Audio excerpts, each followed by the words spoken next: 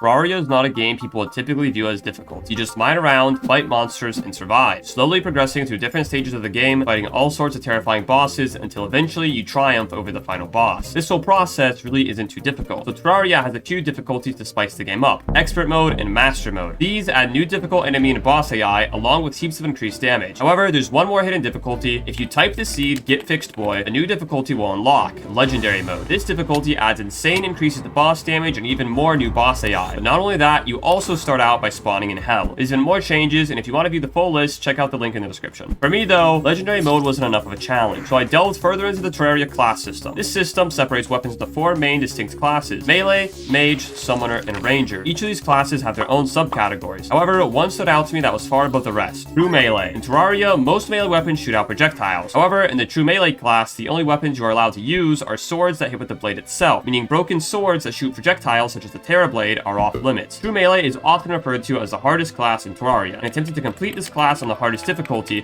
would undoubtedly be stupid. She was on 27 HP! No, the skeleton! He's emoting on me!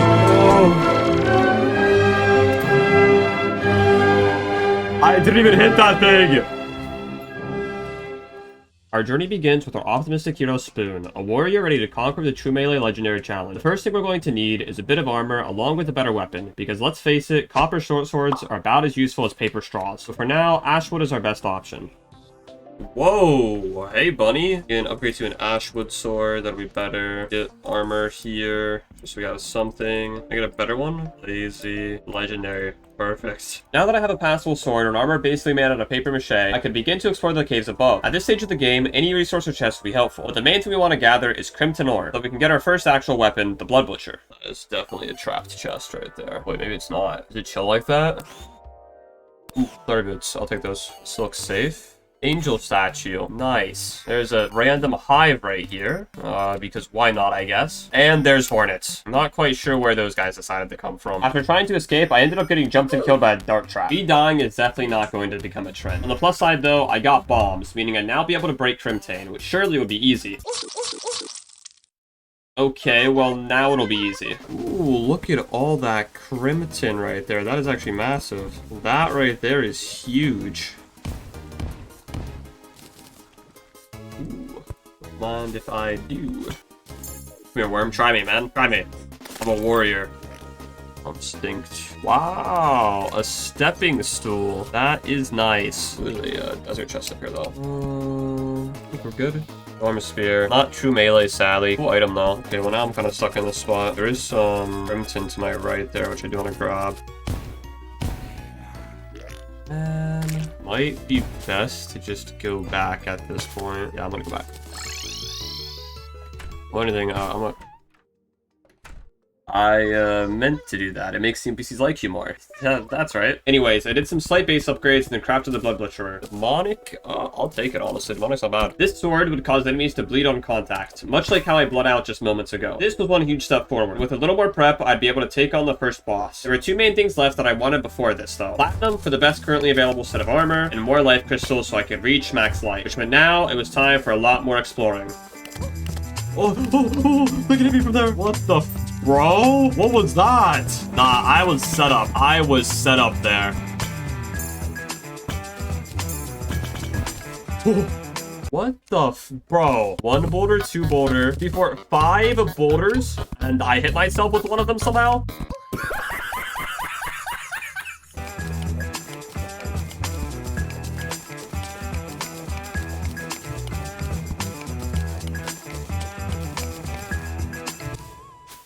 Okay, so I just died of cringe. Good to know. Just like college students that discovered the cure to cancer, I magically disappeared from the world. So now I had enough platinum to finally make a full set of armor, and I had acquired max life. So all I needed to do now was make an arena to fight my first boss, the Eye of Cthulhu.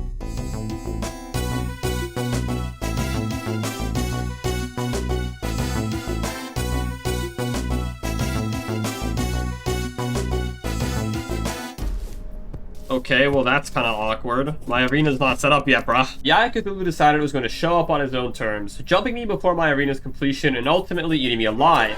So I decided, fuck it, I'm going to make a landfill larger than Las Vegas and give the guy a tour of his new permanent resting place. Let's see how we do. Overall, the Eye of Cthulhu really isn't a difficult fight. Outside of its legendary mode HP and damage buffs, it also reflects projectiles when it spins, which doesn't affect me at all. It also gains a new attack in the second phase, where it summons hordes of minions, though that alone isn't enough to stop me.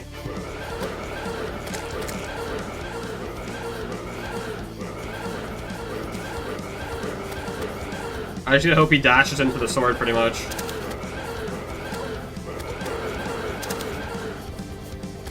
Nice, dead. Alright, not bad. There are so many eyes right there, though. Holy bro. With the eye now felled, I acquired a crucial item, the Shield of Cthulhu. This accessory grants the ability to dash, which is great to help me avoid incoming enemy or boss attacks. I then decided to spend an entire hour trying to get to the ocean instead of a pylon, because with that, I'd be able to teleport across the map whenever needed. Though, that went about as expected.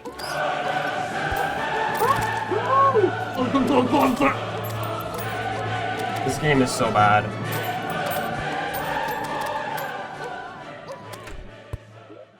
That was the worst experience of my life. So why did I put myself through this pain? I wanted a swordfish. Yeah, that's it. The shitty spear is why I suffered so much. And if all that pain wasn't bad enough, I got invaded by goblins after breaking a few crimson hearts. So these goons got slapped, which meant now the goblin tinkerer could spawn. It would be very important for upgrading my weapons and accessories. Eventually, I'd come across them after farming up a few resources for the next boss fight, and fishing for food. Because yes, legendary mode just had to add in world hunger too. The tinkerer would give me access to rocket boots, which I could combine with my flurry boots, along with the opportunity to reforge my weapon for more damage. So with these new upgrades, I added crimson blocks over my arena, creating an artificial crimson biome due to the boss only being able to spawn in the crimson, which meant now I could finally challenge the brain of Cthulhu, because evidently beating up his eye wasn't enough.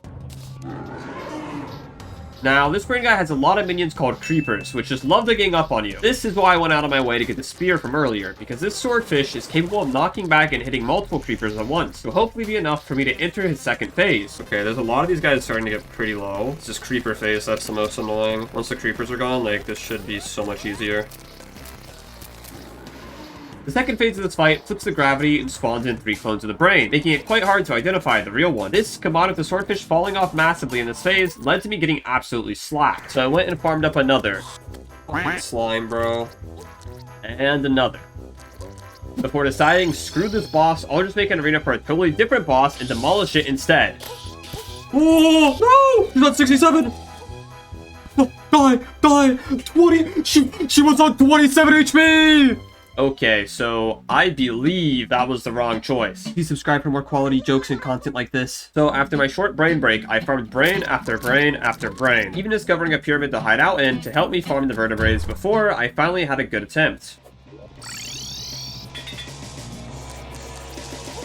Instead of heavily relying on the swordfish, this time I primarily relied on the blood butcherer due to its much higher damage and bleed effect.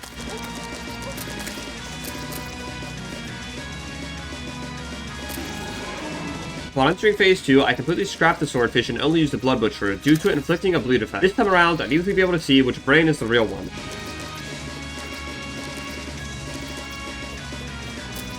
Nice. Finally. That should not have been that difficult. Defeating the brain granted me access to a new armor set, the ability to mine Hellstone, and an absolutely broken new accessory. With these, I'd be able to re-challenge the Queen Bee. Wait, why do I hear boss music?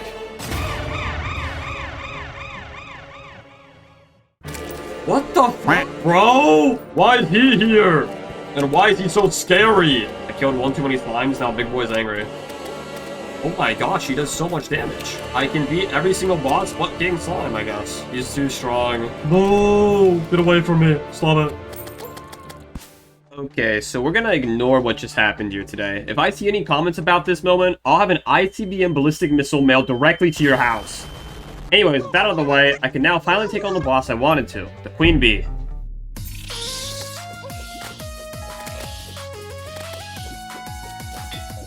This fight really hasn't changed too much in Legendary mode. Aside from the obvious increase of damage and HP, she also dashes much faster, which is only problematic later on in the fight. This fight relies heavily on one accessory, the Bezoar, which prevents her from poisoning me. Without this item, the poison debuff will not only drain my HP, but also prevent me from naturally regenerating life.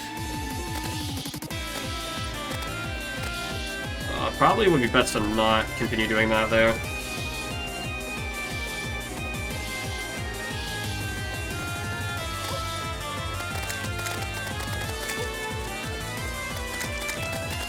I think she just dies, right? Is that enough bleed? Nice. Huge.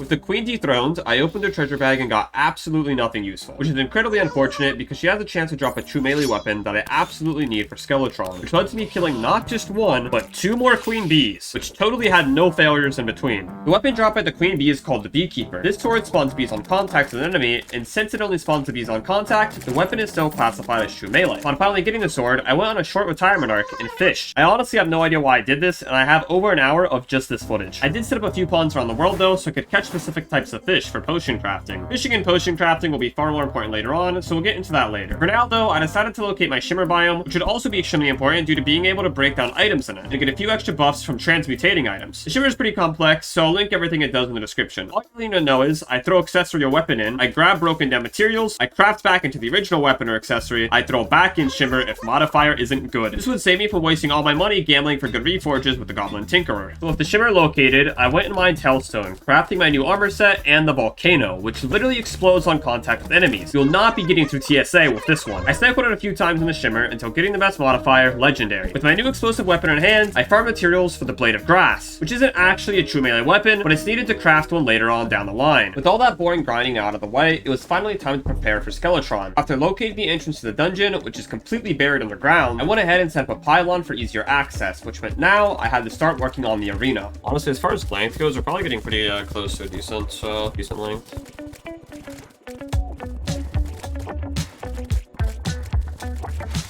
Alright, everything appears to be all connected now, or not quite. Need to kind of clean this up a little bit so it's ready for some dynamite. Alright. Oh my... What if I fight bees with more bees? Oh, I did it. Oh. Leave me alone.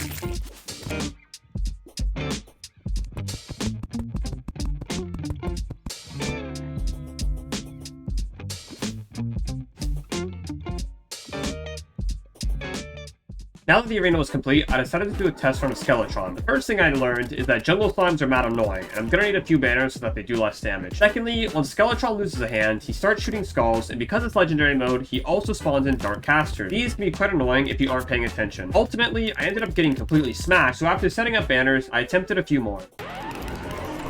Took a lot of damage there.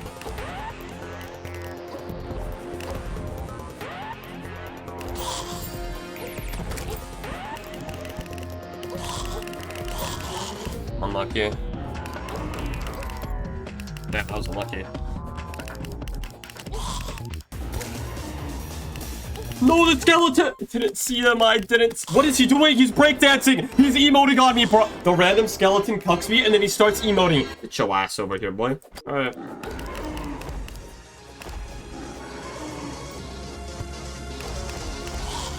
Why do the mobs that I don't have banners for spawn? Yeah, that's kind of right there.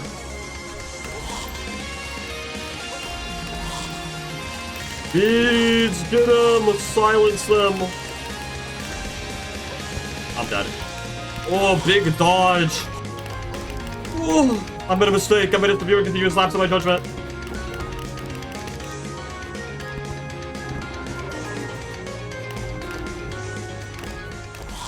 Nice! Huge!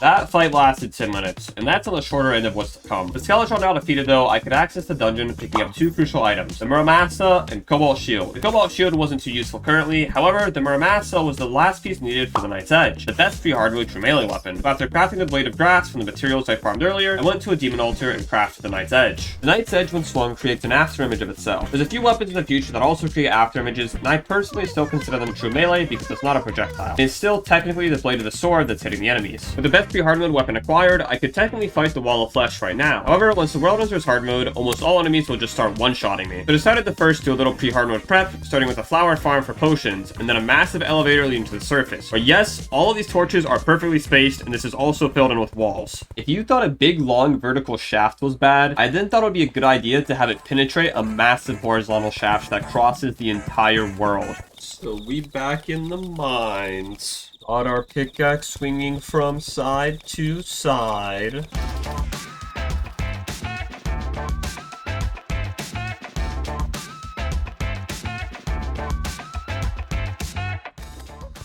Ow. He hit me into the boulder. What is wrong with that guy?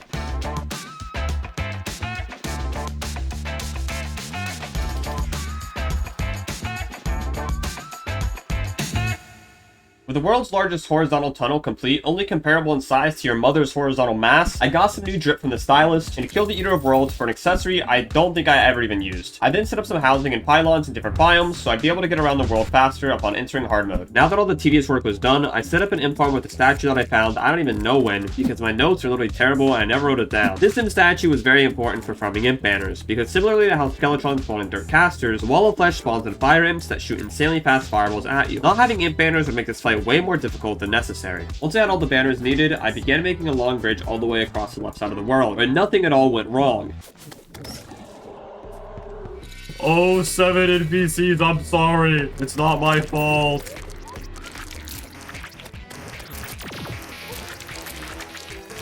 This is so free. Okay, so that was a bit premature. Anyways, though, I went ahead and finished the bridge, setting up my banners along the way. And once that was finished, I crafted all sorts of buff potions thanks to the farms and fishing from earlier. Most important of these was the Titan potion. This increases my knockback, meaning I'd have a really simple time keeping the hungries away from me. So with all that prep, I was finally ready to take on the Wall of Flesh. Throw him in. Alright, let's go. Okay, what I want to have not happen is what's currently happening with the hungries getting behind me. I just need to pay attention to where the imps are spawning behind me, and then I should be fine.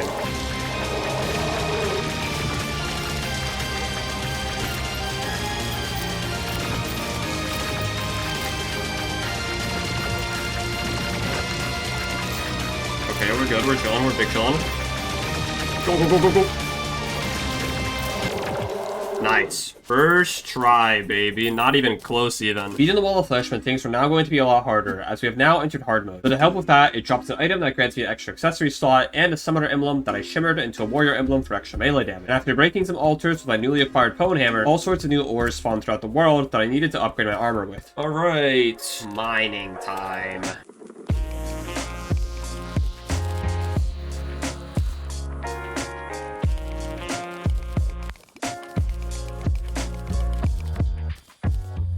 Okay, Rune Wizard, what's up, dude? I'm going to beat you up now. Did that just say 982 damage?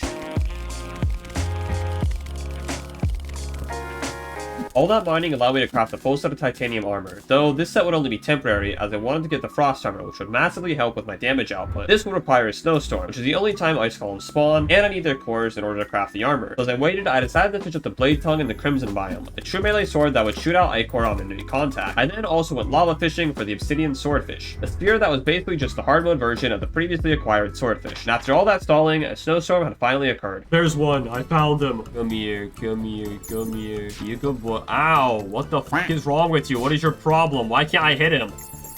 Yes. You were a fool to challenge me, tall blue man.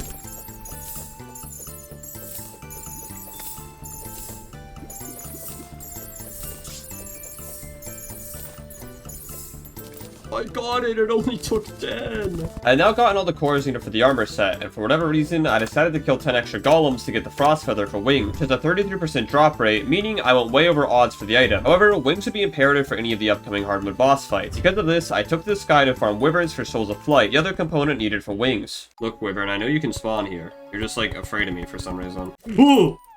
Okay, so he's a little bit stronger than me, I think. Oh shit. Come closer, little one. You can't beat me. I have been training for this day my entire life. Yo, get back here, man. I did it. No, no, no, no, please, please, no, please, no, Wyvern, I'm sorry. No, get back here, get back here. Easy go up. With the wyvern slain, I can now make my wings and begin working on other accessories, starting with gathering a bunch of parts for the Ankh shield, shimmering the extra pieces into their counterparts, allowing for me to craft a shield, an item that grants immunity to nearly all debuffs. I then got the Titan glove from a mimic that I could combine it with my feral claws, giving me a buff to both my knockback and melee speed. With all these new accessories, I mined out and made a massive new arena, 5 times larger than my previous arena, so that I could finally fight my first hard mode boss, Queen Slime. And don't think I've forgotten what her psychotic lover did to me. I will make sure she never sees him or her children again. And the good thing is my life regen is good enough to where these little guys don't really do any damage at all.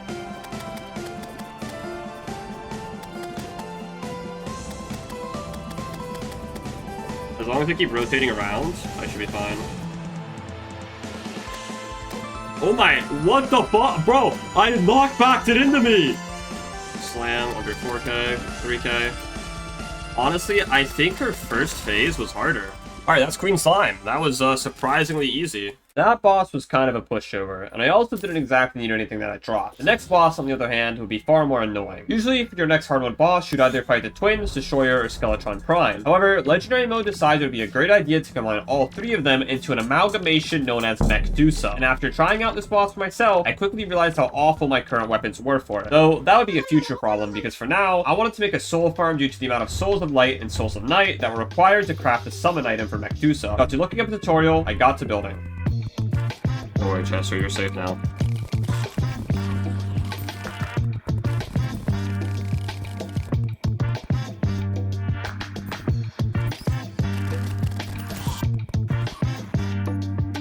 With the farm completed and plenty of souls farmed, I tried the boss again and got completely slapped. Now, remember that weapon problem I mentioned earlier? Well, believe it or not, there are no other options until after I beat this boss. There is, however, an item I can get that may be able to help. The Rod of Discord. This item allows me to teleport exactly to where my mouse is after a short cooldown. The mob that drops this, the Chaos Elemental, does not like to spawn on my souls farm due to there being background walls, but it also won't spawn unless the player is moving. So, because I'm lazy and don't feel like pressing spacebar, I improvise. Yes, this works. I got the Rod of Discord after only 30 minutes of AFKing, and for this attempt to the boss, I decided to try using the Knight's Edge due to its decent range and AoE. With all that, it was time to conquer Meusa.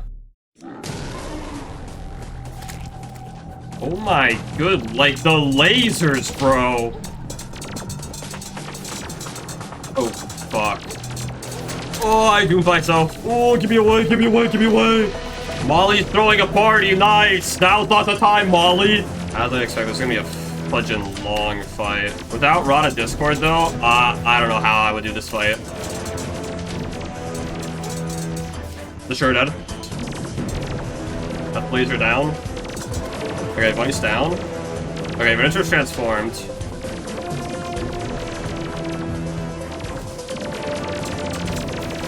Venture's so low. 30 times over. How long have I been fighting this damn boss for? I've gone through like 3 sets of buffs. Rentu's on 500 HP. Rentu's dead, nice. Guys, is gonna be an issue. I am honestly, like, really afraid of Spaz. Does he ever stop his breath attack? Like, that was so long. 242 damage on a charge. Spasmatism's the final boss, bro. Get away from me. Get away! If I had died after all of that, that would have been so tragic. Oh my god, it's getting so close. Stop it. 100 left. 38. Now that was some boss fight. With only Prime Skull left, the fight was over as the Titan finally went down. Meaning I could now not only obtain the Excalibur, but I could also mine Chlorophyte, allowing for me to immediately upgrade it into the true Excalibur. Now that Meusa was defeated, Plantera bulbs began to spawn around the jungle, along with the occasional life fruit that would slightly increase my max life. Though those would take some time to spawn in, as I waited, I began working on a jungle arena to fight Plantera in.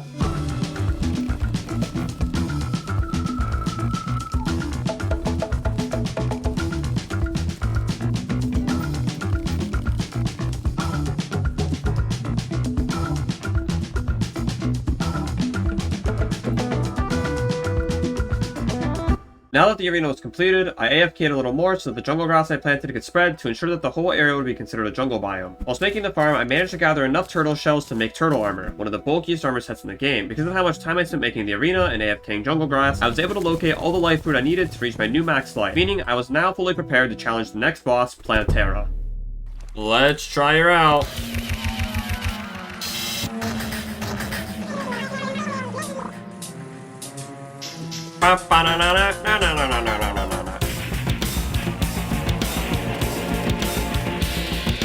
Holy, I'm actually doing damage. It's not gonna be a 40-minute fight like Meusa.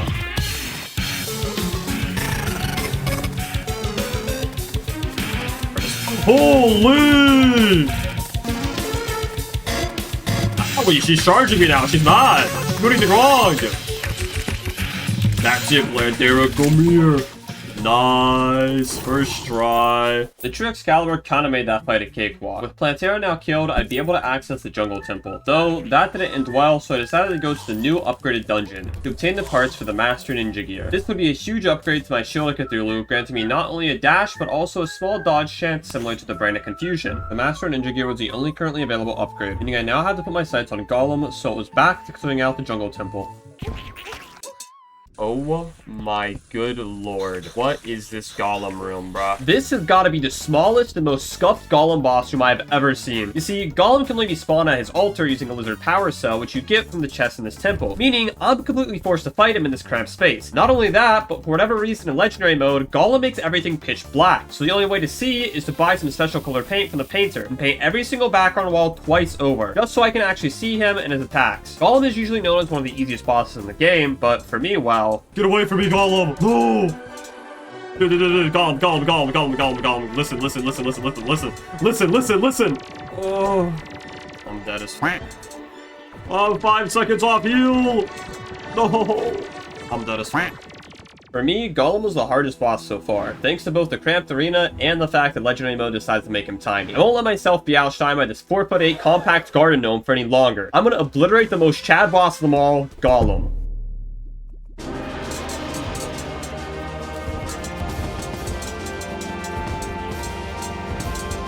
Golem is the definition of Giga Chad. Everyone sleeps on Golem. He's the sleeper boss and it's messed up. Everybody needs to respect Golem more. Before it was the game of playing I'm up above you, now I'm gonna play the game of I'm below you. That's because I know my place, Golem. I know I'm beneath you. You're the only one that I will admit that I am beneath. I can't even hit the boss anymore. He's on 4K. Oh, come here, Golem. Come on. Yes, that's right, Golem. That's right. Get clapped. Golem's defeat means I can technically start endgame by fighting the lunatic cultist. However, there's still a few more upgrades I'm going to need, starting with beetle armor, which I can get from the beetle husk Golem drop, and a small wing upgrade to the steampunk swings. So the most important thing I needed was a sword called the Horseman's Blade, which has around a 1 in 10 chance of dropping from the Pumpkin, a boss I can only fight if I manage to reach wave 10 in the Pumpkin Moon event. So I decided to test one out to see how it goes.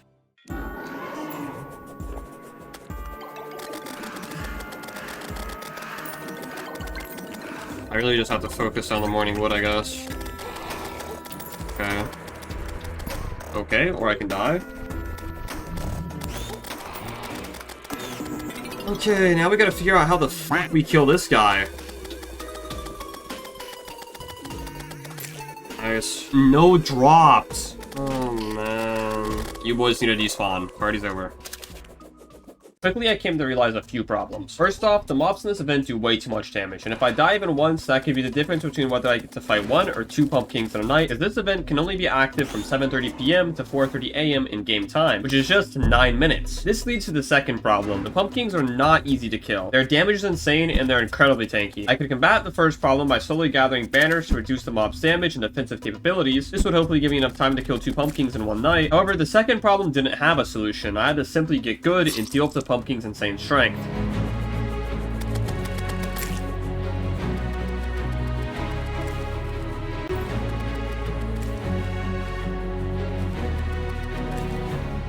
Nothing.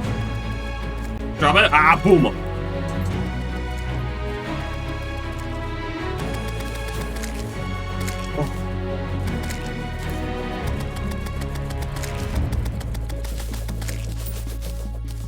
Oh, I got it finally. For you, that was 30 seconds, but for me, that was 10 hours of doing this stupid event. But now it was finally over. I had acquired the Horseman's Blade, a true melee sword that calls upon the heavens to summon in homing pumpkins on enemy contact. This means I can now finally move on to something different. But first, I set up a small village in the forest because I needed to calm down after all those pumpkin moons. I now set my sights on Duke Fishron, a side boss that drops the best wings in the game. In most cases, this boss wouldn't be too difficult. However, Legendary mode's damage increase, topped with the fact that I have to fight him in space with low gravity, makes this fight exceptionally hard. 210 contact damage. With this being in space too, it does make dodging him a little bit more difficult. Ooh. Okay. Alright, phase 2. I think dodging him here is going to be 10 times harder because he's much faster. Whoa. Yeah, I'm dead. Yeah, I got demolished harder than your mom on a Friday night. So to prevent any further railing, I decided that I wanted to get the Frozen Shield, an accessory that grants huge damage resistance. This required a Frozen Turtle Shell, which has a 1% drop chance from frozen turtles, though there's no way to have horrible luck again. You're the prey and I'm the alpha. Nothing you do will ever change that, you stupid, insignificant turtle. Turtle, drop your shell. You foolish turtle. Do you really want me to continue hunting down your comrades? I will kill every last one of you. You will know the meaning of fear, turtle. All of you will. I don't care about any of you. I just want my turtle. Yeah. 50 ice tortoise. Tortal? I'm 3 times over odds. It's a 1 in 50 drop. 157. Nothing. 158. 158. I may have went a little crazy during that farming session, but now that I had the turtle shell, I needed to get the paladin shield, which has a 20% drop rate, and long story short, I got it after 2 hours in the dungeon. I never want to farm for any items again. This meant I finally could craft the frozen shield and attempt Fishron again, though this time I took the homeless man approach and did it without shoes so I could have a buff to my damage. Like it the show on the fucking road. Yeah. 2, 3, 4, 5.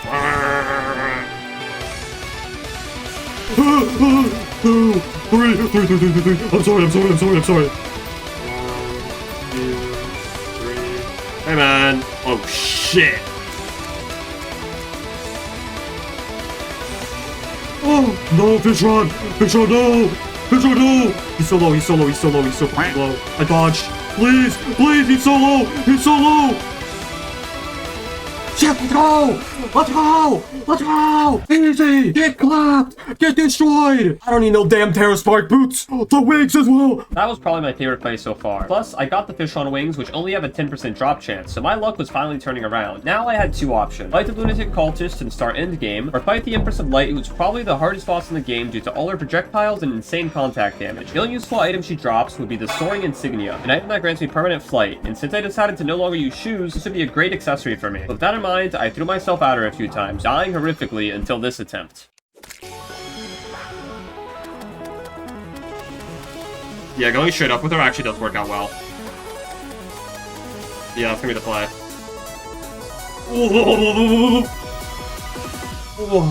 I'm actually getting decent damage in here, which is quite nice. Man, the tails doing damage just sucks.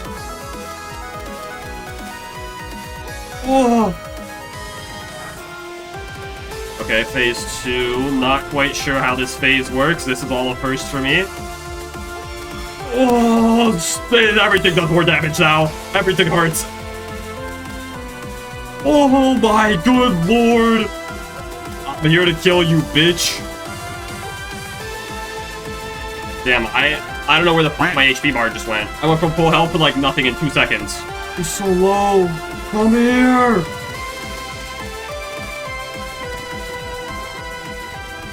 Let's go! Okay, that's the first time I've ever beat Empress. I kind of forgot to mention, that was my first time ever actually fighting that boss. Hey, she got clapped, and I now have the Soaring Insignia, and that's all that matters. Which means now it's time for endgame. Before that, I did a massive arena expansion so that I could be ready for the final boss. I then attempted the Cultist, and for whatever reason, he was hard. Like, really hard. You see, my homemade pumpkins would hit the fake Cultist, causing it to duplicate and spawn in Phantom Wyverns. The combination of them and all the extra Cultists would always lead to me getting clapped. The problem was, the Horseman's Blade was the only available true weapon for me. Or was it? It was actually a weapon I forgot about. The Starlight, which is a drop from the Empress of Light. Originally, I wasn't sure if this weapon was true melee, though after doing a lot of research, most people said it was, and on top of that, it technically falls into my original layout rule set. So after murdering another Empress, I could finally face the Cultist.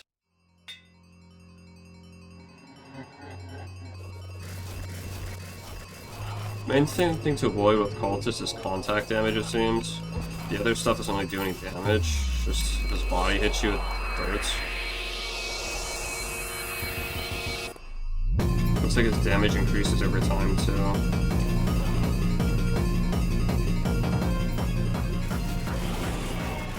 Alright, we're good. This was it. With the Cultist now slain, aliens began invading the world, plunging it into chaos.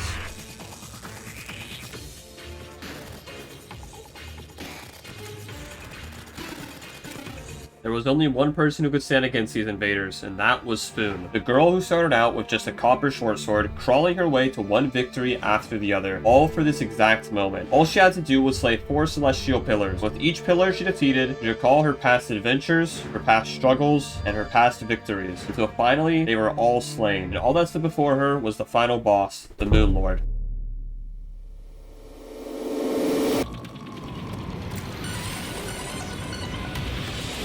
Legendary mode Moonlord is a menace. He does absolutely insane damage and has incredibly high health. On top of that, his Phantasmal Death Ray is a 1-tap, and after he finishes up with that, he shoots out a load of bouncing boulders that do huge damage. In order for this fight to go smoothly, I have to kill all 3 of his eyes at around the same time. Otherwise, I'll quickly get overwhelmed with tons of AoE attacks from his true eyes. Getting good damage on the eye is so difficult. Okay, we can't lay damage on him anymore.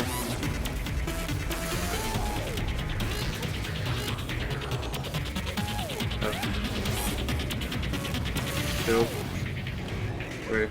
Once all 3 eyes are down, his core becomes vulnerable as the final stage of the fight begins. Woo!